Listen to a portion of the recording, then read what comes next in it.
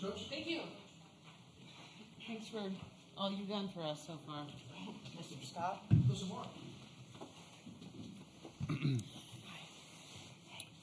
Right, we'll get going. Please remember to silence your cell phones and then give your name and affiliation before asking a question.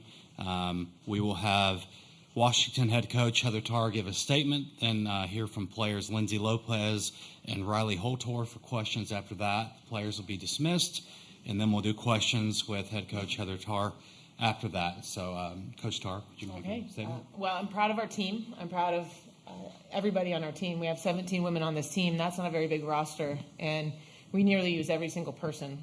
We had to hold a couple off, but we certainly could have used them all. And I'm just proud of the work that they're continuing to put in. Last night was tough on us in terms of getting ready, and, you know, a lot of these guys haven't played here before, and you're just, like, waiting for the advantage, just like every other team got, to kind of break the ice and get out there. And, you know, to have to extend it another 15 hours, you know, is nobody's fault or anything like that, but it was just a challenge, and I thought we did that well. And I'm excited for what's to come. Lindsay Lopez threw a great finish to that game. Riley Holtorf with how she would expect she should be at the plate, and it was a complete team win for us. Okay, we now got questions for players. Somebody have questions? Lindsay, you come in that game in the fourth inning. Well, hold on, wait just a second for the mic before you. I'm sorry, my bad.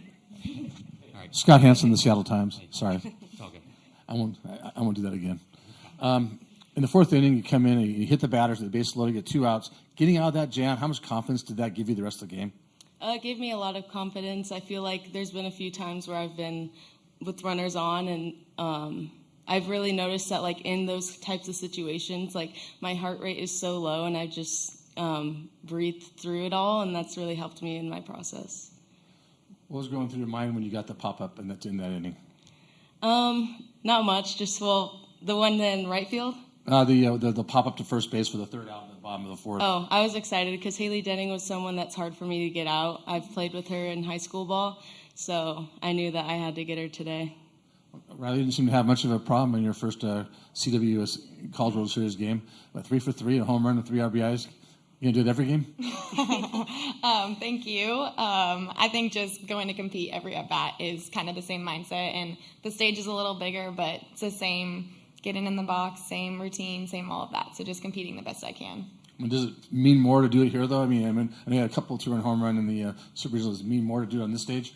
It's for sure a cool feeling, yeah. Something that we've all looked up to since we were little girls. So it's cool being here, and it's cool to kind of see the results of hard work throughout the season, but just continuing to take every at-bat as it is. My last question for the players. How hard was it to wait? What were you guys doing during the delays? It was a lot. We were in our little team room. We had games going on. We were playing Farkle. We were just kind of messing around, throwing oranges back and forth, but trying to stay locked in as much as we could, too, just not knowing what to expect if we were going to play or not play. But we knew what we had to do, and we knew we had business to take care of. So. Okay, when I go front row left. Vinny Speziale, The Daily at UW. Riley, you grew up watching great shortstops like Fifth Bates and Aguilar play. Now you're the UW shortstop, and you're inspiring the youth at home. Was that home run kind of full circle to you, and was that moment everything you could have ever imagined? Yeah, it was for sure a really cool moment. It was cool when I was growing up watching these players play, the Sis and Allie, all those girls that you were talking about. Just knowing that I'm that to little girls now is a really cool thing, and I think that being here is just awesome to be wearing Huskies across my chest and now be that for little girls. I'm going to go to Dave on the third row, right? Hi, Dave Wilson from ESPN.com. One of the great things about the Women's College World Series is the sort of the excitement that's put on display for everybody on TV and everything. On a waiting day like that yesterday and today, and then to come out and want the energy, how much does, I think the dugout celebrations, everyone loves to watch that. What does that add to a game, and what does that mean for you guys to keep the energy up, especially after a long day of waiting like that? I would say we knew that we had to come out strong. We've seen Mariah Lopez a few times. She's a good pitcher, and we knew that we had to be on our A game today. And, And I think like Coach Tarr was talking about earlier, just how we have 17 women. So we're small in the dugout, and when you get 3 girls on base and then someone on deck and the hitter, the number goes down really small. So just knowing that all of our voices are just as important as the other one, and that each role that we are playing on this team means a lot. And so it's really cool that all of us can buy into that with only 17 of us just being loud and bringing that energy. Any more front row left here? What was that? Go ahead. No. Riley, one more question. You've been really good against left-handed batters this year. Another great day at the plate against them. What are you able to see when you're at the plate against the lefty that kind of gives you an advantage? I think that just the preparation that we've had and done as a team, the coaches have done a really good job preparing us for this was now our 5th time seeing Utah. So we've done a lot of just scouting and preparations off machines and stuff back at home in Seattle. So just that preparation and trusting that when I go into the box, trying to see the ball big and do what I can. Third row left. Tarr Henry, D1 Softball. This is for both of you. I just want to know what it felt like to get that first game under your belt here at Oklahoma City at the Women's College World Series. Lindsay? Yeah, I would say it feels really good, but I still have that headspace of we're not done. We still have a lot more to do. Yeah, I'd agree with that for sure. We're not done yet, but I did have the butterflies, the nerves going out there. And then once Kelly threw me the first ground ball, I was like, okay, I can settle in and just be here with my teammates, same game. Kind of a surreal feeling being out there, but it feels really good to just have that one done, get a W, stay in the winner's bracket, and just know that we're not done yet. We've got more business to do. I think we have time for one more question for players. Okay, we get the Zoom one. I guess let's go to Alex Behar on Zoom. Hi, this question is for Riley. Just kind of from a defensive standpoint, obviously Utah has a tendency to put a lot of runs on the board really quickly. How did you guys as a defense kind of try to figure out a way to mitigate that as much as possible? Yeah, Utah's a good offensive team, and they're fast, and they put a lot of pressure on the defense. So just working at practice to get balls to first as quick as we can, and trusting each other on the field. Me and Sai play really well next to each other. She's at third base, and it's a lot of fun. We kind of know where each other's at and stuff. But just the preparation of playing quick and knowing that we can do it, being clean and working behind our pitchers. It's fun playing behind them, so they make it pretty easy. Okay, thank you, Riley and Lindsay. You're wrapped up. Yeah, thank you guys. Questions for Coach Tarr now? Front row right. Sorry, Coach, can't get off that easy. Were you nervous about how the team would react to the break yesterday and how it came out? That's pretty unusual. Yeah, this thing, just for the most part, I mean, the seniors, when they were here last time, they were freshmen, so I don't think we really had any of those experiences with them. So it was just more so, all right, let's just hurry up and get to that game. And we almost didn't even want to take BP because sometimes it gives you a little bit more anxiousness. And we already kind of had taken our pre-BP yesterday. But just for the most part, I knew that they were going to be okay. They were pretty lighthearted and just kind of almost like caged beasts in a way, like, let's go. But then it's a common opponent. So that puts another weird situation out there where you're not like unfamiliar in any way. But I was like, we were all anxious and anxiously awaiting it. When did you find out? I didn't see the time of the game till about 11:30 last night. Did you find out before that or that time? And did the players stay up and to wait to find out what time the game was going to be at? We kind of had an idea that it wouldn't start before noon, which was a really good thing for our sleep because we did still have to wait until about 9:30 before we left. And then our food was en route from one place, and then it had to come here and then go to the hotel. So those things always extend the evening. And then obviously as coaches, we have to prepare for the worst. And if we didn't win this game, we would have had to been prepared for the next opponent. So we at least stayed up to see who that would be if we didn't take care of business this morning.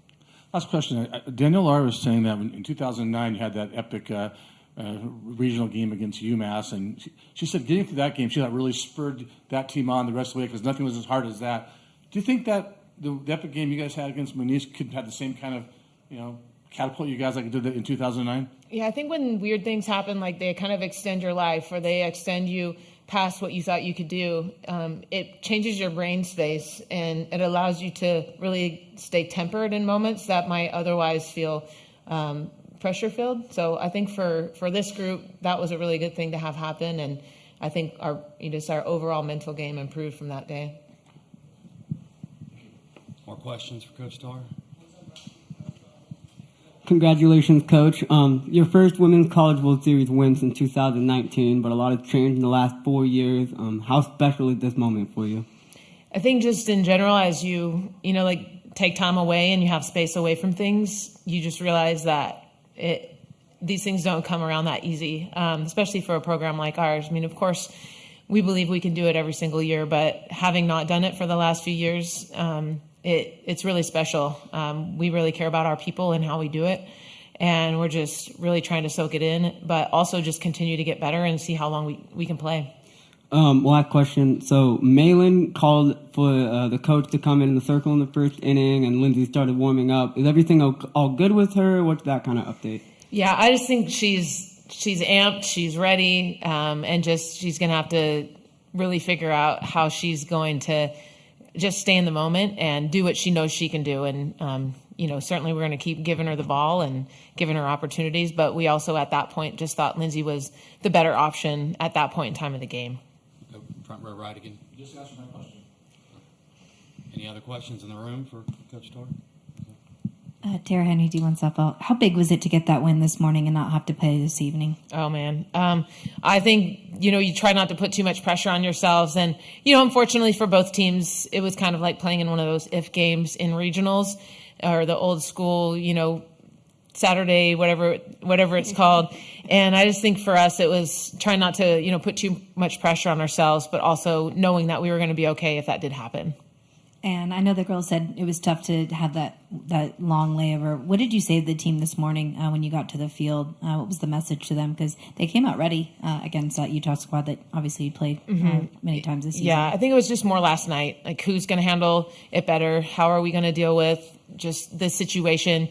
You look at past NCAA championships, whether it be softball or women's basketball, and there's always that disadvantage card. But for us, we just play it as we're advantaged. We're here.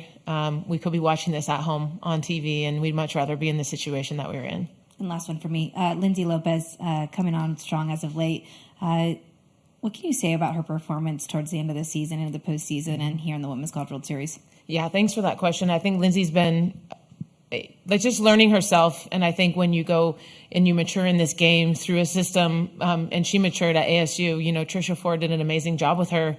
And, she got to come to us next, and we're a completely different program. And I just think for her, she's really realizing the success she can have is in her. It's her. It's not where she is. It's who she is. And that's been really cool to watch her really take ownership of that. And I'm excited to see her go through this, but also go through another year with us. All right. That's all the time we have for questions for Coach Tarr. Thank you. Thank you. Coach, thank you.